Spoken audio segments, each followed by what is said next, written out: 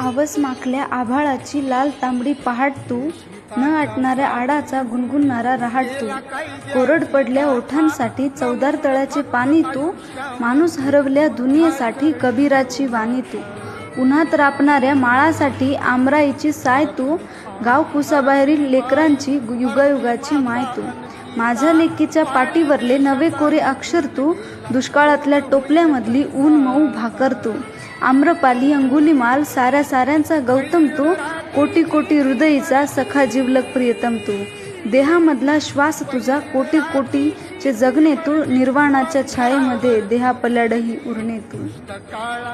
धन्यवाद. जय भीम.